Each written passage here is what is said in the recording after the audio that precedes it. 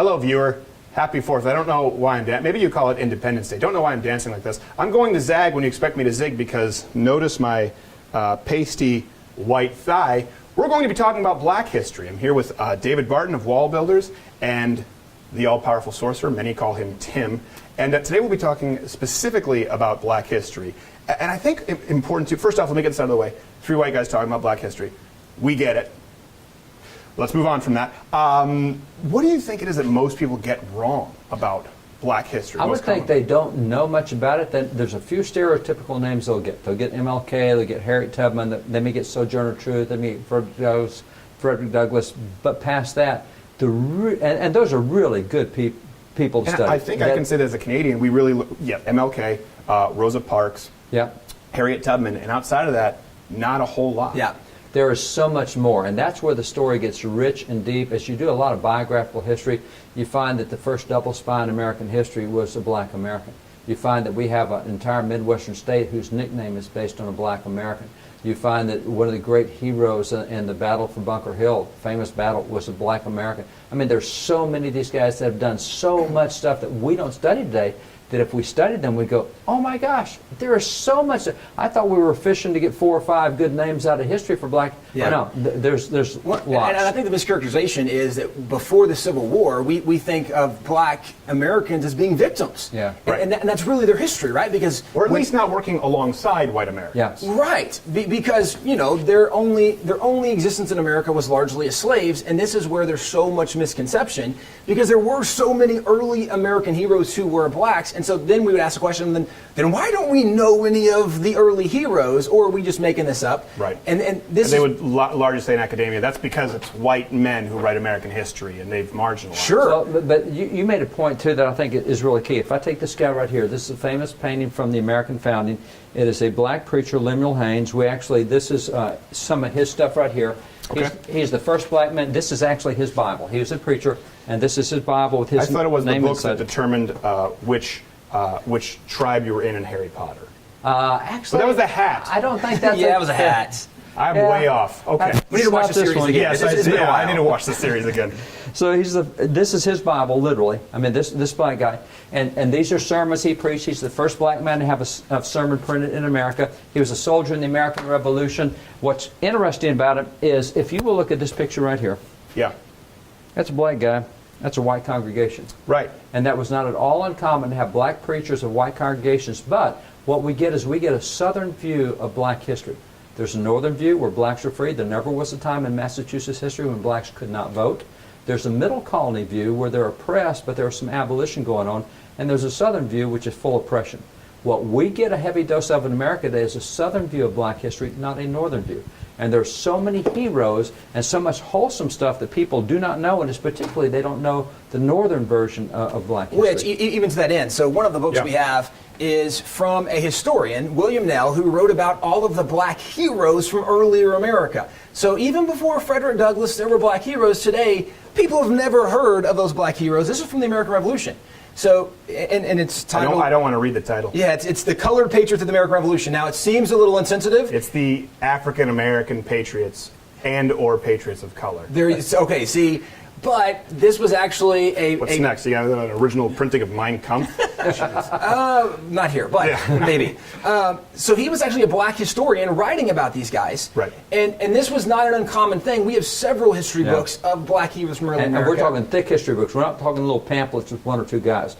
We're talking thick history books with dozens and hundreds of Black heroes. Very well-known names. So the question arises, then why don't we know those names today? And this is where, let me jump to let's walk on over here, because I know you have a lot of books here. So this series was done by probably one of our least favorite presidents, Woodrow Wilson. Oh, okay. If we took a guess, we probably would have thrown 5 or 10 names out there. No, well, Woodrow Wilson, when Glenn Beck used to get out his chalkboard, his name was written at the top. Yeah, he was the devil of all. Well, he was a very racist guy. And so this was And by the way, just to point out, when he became president, of all the Blacks that were serving in the federal government, he took all out except one. He had his token Black, so he literally was racist. His history books were used to create a Klan recruiting film.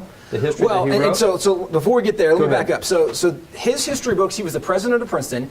Because the president of a university did this, all Americans went and said, well, this has to be the best there is. He's really smart. That's a big university, right? He's a really smart guy. So this became the standard for all history books that were done in America pretty much from that time forward. This has been the foundation they based them on. Now, from these history books, other things were done, which is where he was mentioning the very first film ever showed in the White House was actually called The Birth of a Nation.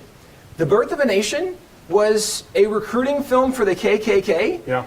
The guy who did this said he based it off of what he learned from the history books of Woodrow Wilson about how bad blacks were, how good whites were, and whites have to save the day from the evil blacks. Now, what's interesting is he kind of makes this association, but he says we're basing it off generally what we've learned from these history books. So it all stems back to one giant appeal to authority fallacy.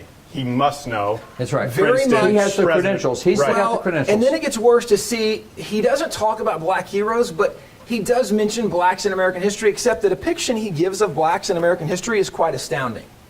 That looks like the junk bond lady in Labyrinth. That's his depiction. That's a picture His from the actual depiction, book. Yes. and this is, so what we say is, we're not trying to be racist in saying this, but it looks like a monkey.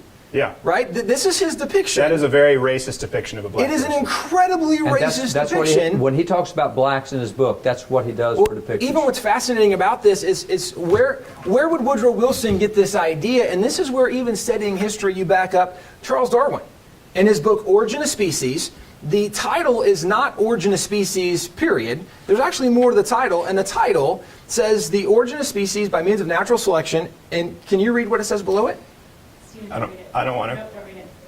I don't want to. No. All right, I have to. Don't. It's or the preservation of favored races in the struggle for life. Okay, Darwin wrote that there were different levels of races that were struggling, and actually, Is this an original printing? this is one of the original books. Wow. So what he actually argues in this book, I can point to 4 different places in this book where he actually argues that the lighter your skin, the more evolved you are. Right. The darker your skin, the less evolved. Which so where did Woodrow Wilson get his ideas? This is what Charles Darwin was advocating, and actually Darwin was not in favor of slavery, but he was very racist. He said we actually maybe should just send the blacks back to Africa until they fully evolved. You can't have a much more racist statement than that. Right. But this is the premise. Well, the reason why is because it's not even a socioeconomic statement. No. Yeah, that's It's right. not even, for example, even where you have right. disagreements in the black community today or politically, where people say, well, what do we do to serve the black community? Some people believe it's dealing with poverty first. Some people believe it's dealing with gangs first. It's not predicated on that. It's predicated, it's the sole premise is they're less evolved as biological beings. That's right. Correct. That's right. That's the definition of true racism. And that came from leading progressives at the time. I mean, both of those guys are very much. And in that because this is the view of the guy who wrote the books that became the standard for U.S. history, well, guess why we don't celebrate black heroes? Because you can't celebrate black heroes, because there's no black heroes worth celebrating, is kind of the view of Woodrow Wilson. Wow. And because we know we need some, let's throw on MLK and let's throw on some big names, Frederick Douglass. And these others are all really big names too. And those are modern additions, right? Yeah. Those aren't. I mean, Woodrow Wilson's not celebrating Frederick Douglass, Right. But modern writers go, no, there were some people we should celebrate, but it still is coming from a very faulty perspective. Does anybody like Woodrow Wilson? Does he have a big fan club? So I do think there are some people that celebrate him in the progressive circle, but it's now you're talking about people that celebrate Margaret Sanger, right? The League of Nations, the UN. I mean, he's kind of the guy who founded what became the Do they UN. maybe celebrate? They say, well, we don't like that part about Woodrow Wilson, but sort of the economic ideas. I've not seen anybody make that separation. The progressives that love him because his internationalism and his thought of big government and his thought of controlled economies, etc. They love his ideas, but he's a little harder to sell. And so you got to be careful because he is a racist. Well, but I think even saying that, we have the assumption that people actually know things about him. That's right. Right? I mean, generally it's like, no, FDR was a great president. Why? What did he do? The New Deal. Right. Well, what did that do? It was a New Deal, right? Yeah. Like, we don't know. We've just heard that somebody was good or bad, and we don't even know why, right? When we talk about, we do a lot with American history. We talk about George Washington. Okay, so if I said, tell me a story about George Washington, most people would tell me about George Washington chopping down a cherry tree, which is a fictitious story that was written to talk about his honesty and integrity. The stories we know never even happened, and we just don't know history well enough. Or that he grew pot. That's a big common myth. Hemp, that's right. Industrial hemp, Or very yeah, different. hemp was from- something he did. He did grow industrial hemp. He did Some use people hemp. talk about it as though he was growing and But smoking he pot. wasn't going and smoking his joint on the back I mean, porch, you're right? Even if he did, not much would happen.